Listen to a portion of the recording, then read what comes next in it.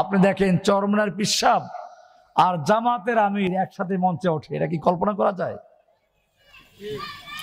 চরমনার পিসাবরা সবসময় বলেছে জামাত ইসলামীকে কোনো ইসলামী দল মনে করি না।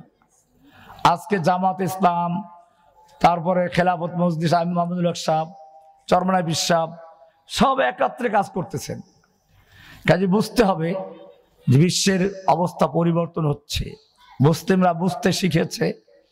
এখন আমাদের আর গন্ডগোল করার কোনো সুযোগ নেই, ফিকহি মাসালা ইখতিলাফ করার সুযোগ নেই। কাজে আমার পরামর্শ হচ্ছে এই, যেই অঞ্চলে যেভাবে আমল করে ফিকহি মাসালার ক্ষেত্রে সে অঞ্চলে ওটাকে প্রাধান্য দেওয়া, কারো যদি ব্যতিক্রমী দলিল থাকে বা বুঝিয়ে আসে সে ব্যক্তিগত আমল করা, এটা নিয়ে ফিতনা ফাসাদ তৈরি না করা। মৌলিক উত্তর দিলাম। আল্লাহ সুবহানাহু ওয়া তাআলা আমাদের সকলকে বিষয়গুলোকে বুঝার এবং আমল করার তৌফিক দান করুন, আমিন। সাতক্ষীরাতে এই চরমনাই পীরের মুরিদরা আমাকে ধরলো, আমি ইস্তামানো লিখে দিয়ে আসলাম যে তোমাদের তারিখ মতো তোমাদের স্থান মতো বহাস হবে, তবে শর্ত একটাই, ডাইরেক্ট পীরের সাথে বহাস হবে। আজ পর্যন্ত জানায় নাই। এখন তারা নতুন কৌশল নিয়েছে কি, যত জায়গায় আমার মাহফিলের খবর শুনে সেখানে গিয়ে স্টেজ ভেঙে দেয়। তোমাদের ক্ষমতা আছে কারো, কিন্তু জেনে রাখো কোরআন এবং হাদিসের যে দলিল থেকে আসো। আমি ওপেন চ্যালেঞ্জ করি, আবাহনী মাঠ আছে, নাইলে সিরাজগঞ্জের ব্রিজের সামনে অনেক জায়গা আছে, পল্টন ময়দান আছে, তোমাদের জনশক্তি আছে, তোমাদের পাবলিক আছে, অর্থ আছে। আমাদের কিছুই নাই, আমাদের কোরআন এবং হাদিস আছে। আমরা কোরআন এবং হাদিস নিয়ে তোমার বহাস করতে রাজি আছি ইনশাআল্লাহ। খালি শক্তি দেখাইও না, যদি শক্তি থাকে কোরআন এবং হাদিস নিয়ে চলে আসো ইনশাআল্লাহ, বহাস করতে রাজি আছি ইনশাআল্লাহ। এইখান থেকে সুফিদের আকীদা কুলুবুল মুমিনিনা আর এক জাল হাদিস, আর একটা কি আল হাদিস বলে, জাল হাদিস যে বয়ান করে তাদের যেটা একটা কুলুবুল মুমিনিনা, মুমিনদের কলব আল্লাহর আরশ। এরপরে এইটা তো বললো আরবিতে, এরপরে ফার্সিতে মান্না গুঞ্জাম দার জমিনো আসেমা লেকে গুঞ্জাম দার কুলুবে মুমিনা। একটু তো ফসল কান্দের সাথে আরো মজা লাগে। বাবারা, আমি আসমানের সামাই হই না, জমিনের সামাই হই না, আমি মুমিন বান্দার কলবে সামাই হই।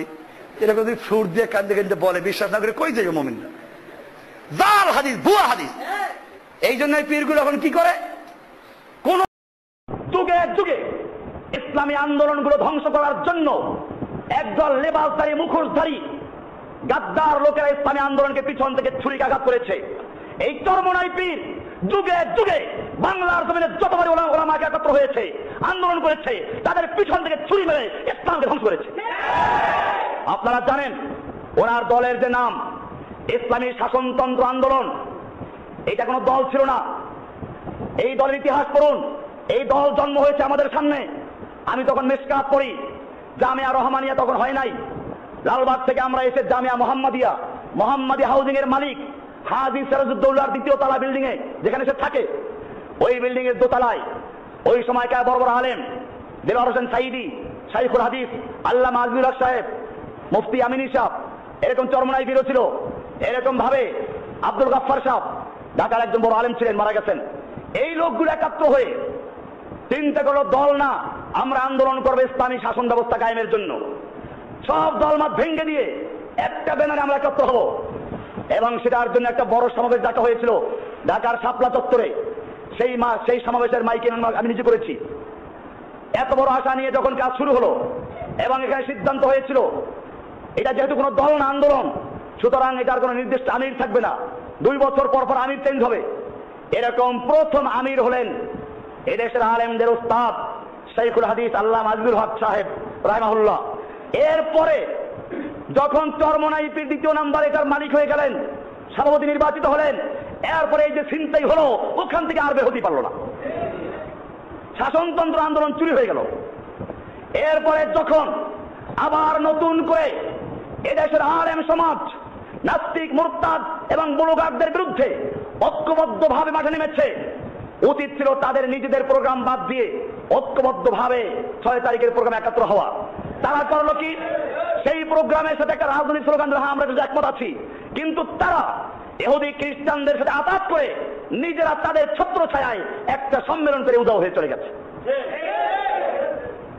যাতে করে পরবর্তীতে যদি এই আলেমরা কোনো বিপদে পড়ে, ওনারা যেন বিপদে না পড়েন। এই লোকগুলো সব জায়গায় থানায় থানায় আমার বিরুদ্ধে অভিযোগ করেছে আমি জঙ্গিবাদীদের লেজা। চরমনাইপীরকে শিক্ষা দিতে হবে, মুরিদদেরকে জানতে হবে, যদি জিহাদের কথা বললে বলে জঙ্গিবাদী হয়, তাহলে সেজন্য আল্লাহ সুবহানাহু ওয়া তাআলা কোরআনের জিহাদের আয়াত নাযিল করেছেন, তুমি আল্লাহকে জঙ্গিবাদী বলছো। জিহাদের হাদিস আল্লাহ রাসূল বলেছেন, আল্লাহ তাআলা বলেছেন ইন্নাল্লাহা ইউহিব্বুল্লাযীনা ইউকাতিলুনা ফী সাবিলিহি সাফফান, নিশ্চয় আল্লাহ ভালোবাসেন ওই সমস্ত লোকদেরকে যারা আল্লাহর রাস্তায় কিতাল করে, যুদ্ধ করে, কাতারবন্দী হয়ে। কি করে? তাদেরকে আল্লাহ ভালোবাসেন। কিতাল কোরআনে আছে, যুদ্ধ কোরআনে আছে। এমনি ভাবে আল্লাহ সুবহানাহু ওয়া তাআলা সূরা তাওবার 111 নম্বরে বলেছেন ইন্নাল্লাহা আশতারা মিনাল মুমিনিনা আনফুসাহুম ওয়া আমওয়ালাহুম বিআন্না লাহুমুল জান্নাহ ইউকাতিলুনা ফী সাবিলিল্লাহ, নিশ্চয় আল্লাহ তাআলা মুমিনদের জান এবং মাল ক্রয় করেছেন জান্নাতের বিনিময়ে। ইউকাতিলুনা ফী সাবিলিল্লাহ, তারা আল্লাহর রাস্তায় কিতাল করে, যুদ্ধ করে। আল্লাহর কাছে বিকৃত মাল হস্তান্তর করবে কেমনে সেটা আল্লাহ বলে দিয়েছেন। ইউকাতিলুনা ফী সাবিলিল্লাহি, তারা আল্লাহর রাস্তায় কিতাল করে, যুদ্ধ করে। ফায়াকতুলুনা ওয়া ইউকতালুন, তারা মারে আর মরে। মারে আগে, তারপরে বুঝা গেল খালিয়াতে যাওয়া যাবে না। আল্লাহ পরিষ্কার বলেছেন ফায়াকতুলুনা ওয়া ইউকতালুনা, তারা মারে আর মরে। মারামারি আছে কিনা কোরআনে? এমনি ভাবে আল্লাহ সুবহানাহু ওয়া তাআলা প্রায় 400 আয়াত নাযিল করেছেন। আল্লাহর নবী মুহাম্মদুর রাসূলুল্লাহ সাল্লাল্লাহু আলাইহি ওয়াসাল্লাম যুদ্ধ করেছেন। তোমার বুঝে না আসলে বদর, উহুদ, খন্দক ইতিহাস পড়ো, বুখারী হাদিস পড়ো।